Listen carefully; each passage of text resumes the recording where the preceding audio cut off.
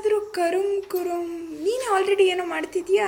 ಇನ್ನೇನು ಹಬ್ಬ ಬಂತಲ್ಲ, ಚಕ್ಲಿ ರೆಸಿಪಿ ಮಾಡೋಣ ಇವತ್ತು. ಓಕೆ. ಈ ಚಕ್ಲಿ ಮಾಡ್ಕೊಳ್ಳೋದಕ್ಕೆ ಬಾಂಡಿನ ಒಲೆ ಮೇಲೆ ಬಿಸಿಗೆ ಇಟ್ಕೊತಾ ಇದ್ದೀನಿ. 2 ಗ್ಲಾಸು ರೇಷನ್ ಅಕ್ಕಿ ಹಾಕ್ತಾ ಇದ್ದೀನಿ. ಈ ಅಕ್ಕಿನ ಹುರ್ಕೊಳ್ಳೋಣ. ತುಂಬ ಹುರಿಬಾರ್ದು ನೋಡಿ, ಈ ರೀತಿ ಆಗಬೇಕು. ಹುರಿದಿರೋ ಅಂಥ ಅಕ್ಕಿನ ಒಂದು ತಟ್ಟೆಗೆ ಸೇರಿಸ್ತಾ ಇದ್ದೀನಿ. ಮತ್ತು ಅದೇ ಬಾಣಲಿಗೆ ಅರ್ಧ ಕಪ್ಪು ಕಡಲೆಬೇಳೆ ತೊಗೊಂಡಿದ್ದೀನಿ. ಅಕ್ಕಿ ತೊಗೊಂಡಿರೋ ಅಂಥ ಲೋಟದಲ್ಲೇ ತೊಗೊಂಡಿದ್ದೀನಿ. ಈ ಕಡಲೆಬೇಳೆನೂ ಕೂಡ ಮೀಡಿಯಮ್ ಹುರಿ ಮಾಡಿಕೊಂಡು ಹುರ್ಕೊಳ್ಳಿ, ಜಾಸ್ತಿ ಹುರಿಬಾರ್ದು, ಸೀಸಬಾರ್ದು. ಈಗ ಕಡಲೆಬೇಳೆ ಆಗಿದೆ, ಅಕ್ಕಿ ಸೇರಿಸಿದ ಪ್ಲೇಟ್ಗೆ ಸೇರಿಸೋಣ.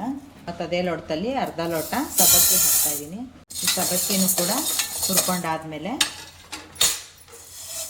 ಪ್ಲೇಟ್ಗೆ ಹಾಕ್ಕೊಳ್ಳೋಣ. ಅರ್ಧ ಕಪ್ಪು ಗಟ್ಟಿ ಅವಲಕ್ಕಿ ತೊಗೊಂಡಿದ್ದೀನಿ. ಈಗ ಇದನ್ನು ಕೂಡ ಹುರ್ಕೊಂಡಿದ್ದಾಯಿತು. ಇದನ್ನು ಕೂಡ ಪ್ಲೇಟಿಗೆ ಹಾಕೋಣ. ಈ ಲೋಟದಲ್ಲಿ ಒಂದು 1/4 ಕಪ್ಪು ಉದ್ದಿನಬೇಳೆ ತೊಗೊಂಡಿದ್ದೀನಿ. ಈಗ ಉದ್ದಿನಬೇಳೆನೂ ಕೂಡ ಹುರ್ಕೊಂಡಾದಮೇಲೆ ಪ್ಲೇಟಿಗೆ ಹಾಕ್ಕೊಂಡು ಮತ್ತು ಅದೇ ಬಾಣಲಿಗೆ 1 ಕಪ್ಪು ಹುರ್ಗಡ್ಲೆ ಸೇರಿಸ್ತಾ ಇದ್ದೀನಿ. ಈ ಹುರ್ಗಡ್ಲೆನ ಸ್ವಲ್ಪ ಸಣ್ಣ ಉರಿ ಮಾಡಿಕೊಂಡು ಬಿಸಿ ಮಾಡ್ಕೊಬೇಕು.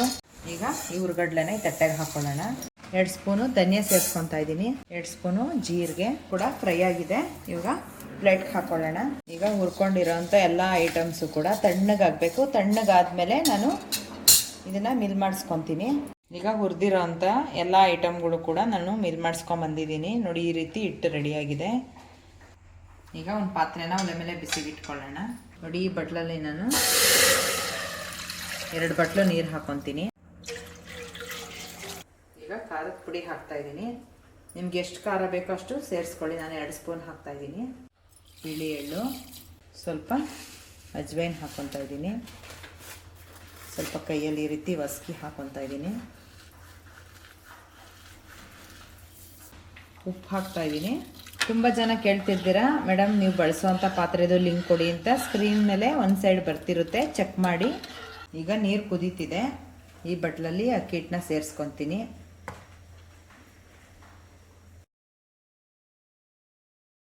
ನಾನು ಈ ಬಟ್ಲಲ್ಲೇ 1/4 ಕಪ್ಪಷ್ಟು ಅಕ್ಕಿ ಹಿಟ್ಟನ್ನ ಹಾಕ್ಕೊಂಡಿದ್ದೀನಿ. ಸ್ವಲ್ಪ ಏನಾದರೂ ಕಡಿಮೆ ಆಯಿತು ಅಂತಂದರೆ ಬೇಕಾದರೆ ಸೇರಿಸ್ಕೊಬೋದು. ಈಗ ಸ್ಟವ್ ಆಫ್ ಮಾಡಿಬಿಡೋಣ. ಆಫ್ ಮಾಡಿಬಿಟ್ಟು ಇದನ್ನು ಮಿಕ್ಸ್ ಮಾಡ್ಕೊಳ್ಳೋಣ. ಬೇಯಿಸುವಂಥದ್ದು ಏನು ಬೇಡ. ಈಗ ರೆಡಿಯಾಗಿರೋಂಥ ಹಿಟ್ಟನ್ನ ಒಂದು ಪ್ಲೇಟ್ಗೆ ಹಾಕ್ಕೊತಾ ಇದ್ದೀನಿ. ಈಗ ಹಿಟ್ಟನ್ನ ಸ್ವಲ್ಪ ಚೆನ್ನಾಗಿ ನಾದ್ಕೊಂಡಿದ್ದಾಯಿತು. ಸ್ವಲ್ಪ ತೆಳು ಅನಿಸಿದ್ರೆ ನೀವು ಹಿಟ್ಟನ್ನ ಹಾಕಿ ಅಡ್ಜಸ್ಟ್ ಮಾಡ್ಕೋಬೋದು. ಆದರೆ ಗಟ್ಟಿ ಆದರೆ ಸ್ವಲ್ಪ ಬಿಸಿನೀರು ಹಾಕಿ ಕಲಿಸ್ಕೊಳ್ಳಿ. ನೋಡಿ, ಇವಾಗ ಹಿಟ್ಟು ರೆಡಿಯಾಗಿದೆ ಚೆನ್ನಾಗಿ. ನೋಡಿ, ಒಂದು ಸ್ವಲ್ಪನೂ ಅಂಟಿಸ್ತಾ ಇಲ್ಲ. ಈಗ ಬಾಣಲಿಲಿ ಎಣ್ಣೆ ಕಾಯಕ್ಕೆ ಇಡೋಣ. ಈ ಬಾಣಲಿ ಲಿಂಕ್ ಕೇಳ್ತಿದ್ರು, ಅದನ್ನು ಕೂಡ ಸ್ಕ್ರೀನ್ ಮೇಲೆ ಹಾಕಿರ್ತೀನಿ, ಚೆಕ್ ಮಾಡಿ.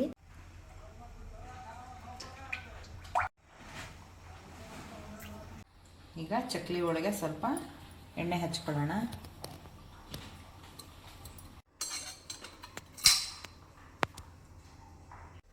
ಸ್ವಲ್ಪ ಹಿಟ್ಟನ್ನ ತಗೊಳ್ಳೋಣ.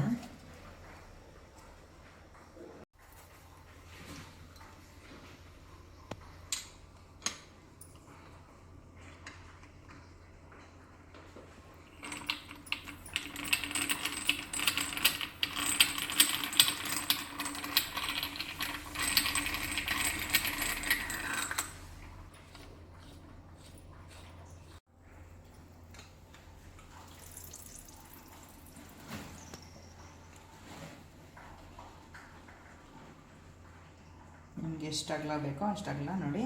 ಹಿಟ್ಟು ಸ್ವಲ್ಪನೂ ಕಟ್ಟಾಗಲ್ಲ. ನೀಟಾಗಿ ಈ ರೀತಿ ಚಕ್ಲಿನ ಒತ್ಕೊಳ್ಳಿ.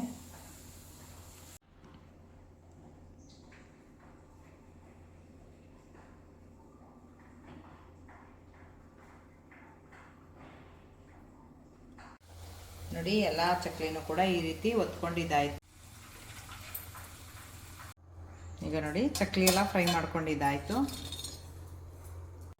ನೋಡಿದ್ರಲ್ಲ, ತುಂಬಾ ಸುಲಭವಾಗಿ ಚಕ್ಲಿನ ಯಾವ ರೀತಿ ಮಾಡ್ಕೊಳ್ಳೋದು ಅಂತ ಹೇಳ್ಬಿಟ್ಟು ಖಂಡಿತ ನೀವು ಕೂಡ ಟ್ರೈ ಮಾಡಿ. ಟೇಸ್ಟ್ ಮಾತ್ರ ಸಖತ್ತಾಗಿ ಬಂದಿದೆ, ಅಷ್ಟೇ ಕ್ರಿಸ್ಪಿಯಾಗಿ ಕೂಡ ಇದೆ. ನಿಮ್ಮ ಫ್ಯಾಮಿಲಿ ಫ್ರೆಂಡ್ಸ್ಗೂ ಕೂಡ ಶೇರ್ ಮಾಡಿ. ನೆಕ್ಸ್ಟ್ ವಿಡಿಯೋದಲ್ಲಿ ಭೇಟಿಯಾಗೋಣ. ಎಲ್ರಿಗೂ ನಮಸ್ಕಾರ.